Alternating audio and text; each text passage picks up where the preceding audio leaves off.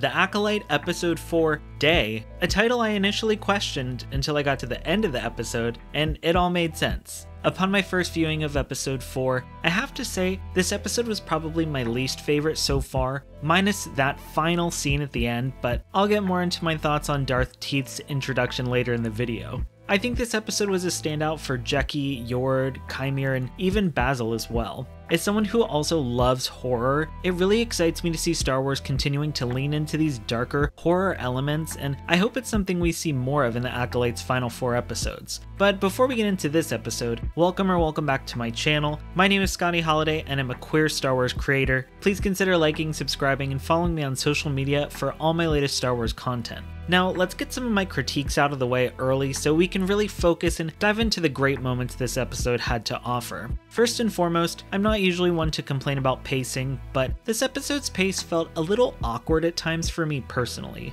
I've never been a huge fan of the 8-episode season format the live-action Star Wars series have constrained themselves to on Disney+, and I think this episode was a great example as to why. Maybe it's just a coincidence, but the live-action Star Wars series all seem to have that one 30-ish minute episode that serves to get all the different characters to a singular place, and this was that episode for the Acolyte. I would have liked to see this episode split into 2, spending more time with Mae and Osha separately to show their gradual shifts, with Mae realizing she no longer wants to serve as an acolyte to her Dark Master, and Osha regaining her connection to the Force. This episode did have a lot of great character moments and dialogue sprinkled throughout, but I think they would have paid off so much more if we had more time to spend with the characters as they navigated their thoughts and emotions in the lead up to arriving on Kofar. Between Osha and Jecki bonding prior to her departure, and Sol running after Osha to ask for her help one more time, I just feel like there was more that those scenes could have explored with the characters and their relationships at this point in the series, especially between Osha and Sol. Osha hints at the idea that Sol is asking her to rejoin the Order when he asks her to come along on the next mission, but the moment is cut short and we really can't tell what Osha is thinking because of it. As we learned in the prior scene with the small Jedi Council led by Vernestra, Sol believes there is still good in Mae, and with the help of Osha, he believes Mae will surrender and help the Jedi uncover the mystery of her master's identity. I think Vernestra makes a good point about keeping these murders and Mae's involvement a secret from the High Council, but I believe her reasoning is flawed. She's more worried about how the situation will appear and be used against the Jedi from their political enemies instead of focusing on the real issue at hand: why a rogue Force user is targeting and murdering Force-specific Jedi, and who their mysterious master could be, the real and true threat to the Jedi Order. I also have to mention the surprise cameo of Ki-Adi-Mundi in these small council scenes and how his involvement doesn't break canon or contradict with his line in The Phantom Menace. The Sith have been extinct for a millennium. The small council are under the impression that Mae is being trained by a Jedi or another similar splinter group to the Order, and they never once mention the idea that her master could be or is a Sith Lord. They have no leads on Mae's master, and that's why Sol stresses to Vernestra that they have to get Mae since she's their only chance in uncovering the master's identity and putting a stop to whatever goal he's trying to achieve. Ki-Adi-Mundi also doesn't go on the mission to Kofar, but in general, it was a nice surprise to see a familiar face in this scene and a design that totally conveyed a younger version of the Jedi Master we saw throughout the prequel trilogy films. Once the Jedi arrive on Kofar, we get a lot of great pockets and moments between characters that I wanted to highlight as well. I loved seeing so many Jedi on screen together in this episode. It feels like it's been so long since we've seen more than 2 or 3 Jedi on a mission together, and this episode gave us 8, including a Keldor Jedi, who I hope we get to see a little more of in the next episode. Y'all know I love Attack of the Clones, so the more Jedi on screen, the better. Osha and Yord share a great moment during their search for Master Kelnacca, with Yord actually showing some genuine empathy for Osha. Osha worries that Sol has placed too much faith in Mae, believing she nor Sol will be able to stop Mae in the event that she is truly fallen, saying, "I can't hesitate a second time." But Yord tells her, "I have known you since we were younglings. Mae has always been your wound. Maybe Sol brought you here to face her, but maybe he brought you here to face yourself." And I really loved this moment for Yord because it made him feel so much more likable, relatable, and even a little vulnerable underneath the noble Jedi Knight facade he puts on in front of everyone. Later in the episode, after the Jedi's encounter with the Umbra Moth, Osha and Jecki share another moment that I really enjoyed as well. Osha speaks to Jecki about reconnecting with the Force, experiencing the loss of the creature, and reflecting on her struggle with the loss of her sister during her time as a Jedi. Jecki comforts her, explaining, "We're not defined by what we lose, we're defined by what we survive."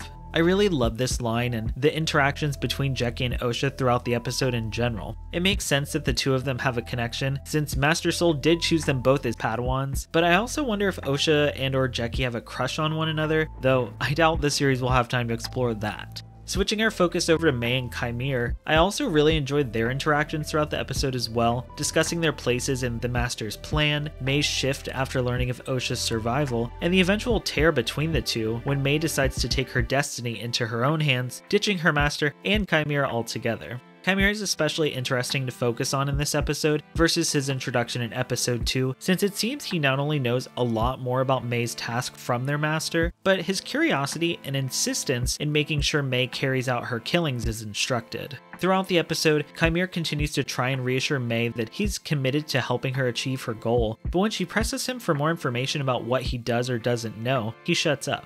I know a lot of people are theorizing that Qimir is the master, but I really hope that's not the case. This series is purposefully making us suspicious about Qimir, and I really hope it's just to distract us from discovering the Master's true identity, though it's pretty coincidental that the Master shows up unannounced shortly after Mae reveals her intentions to turn and reveal everything she knows to the Jedi. I still think Qimir is just another one of the Master's underlings, taking care of some of the dirty work, but only time will tell. Let me know your thoughts on Qimir and who you think the Master is in the comments below.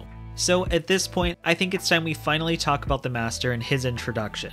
Earlier in the episode when Bazil says, "There's something wrong here, something rotten," I think he was actually sensing the Master's dark side presence. From the moment Mae realizes her master is nearby, the episode gets truly chilling. Between the music and the slow descent of a dark figure behind Osha, I felt like I was watching a Star Wars horror movie. Seeing Mae watch it all happen through the cracks in the door reminded me of the impending dread I also felt during Darth Vader's introduction in episode 3 of the Kenobi series. As Mae's master approaches Osha, the ignition of his lightsaber actually made me jump, and I really thought he was going to kill her right then and there. I can only imagine how this must have felt for Osha in the moment as well, not only seeing this ghastly black figure walking towards her, but also feeling his dark presence in the Force after she just re-established her connection to the Force earlier in the episode. As a horror fan, I loved this sequence, and I can't wait to see what comes next, since this episode's ending was only a taste of what the Master is capable of. The music in this episode was also some of the best I think we've heard in the series so far, and it totally makes sense why Leslye Headland picked Michael Abels, a composer well-versed in the horror thriller genre, for this series.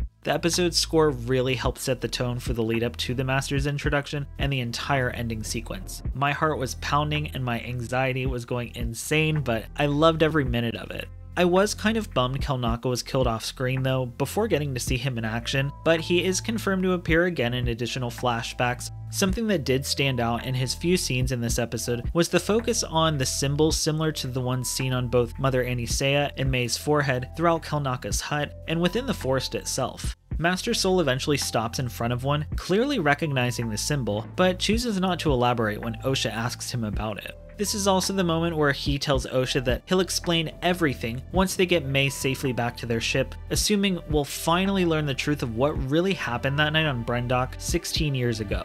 So let me know your thoughts on the Acolyte episode 4 and what you think will happen in the next episode in the comments below, or join my Discord to continue the conversation there. Make sure to like, subscribe, and consider following me on social media at ScottyHolidaySW for all my latest Star Wars content. Thank you all so much for watching, and as always, may the Force be with you.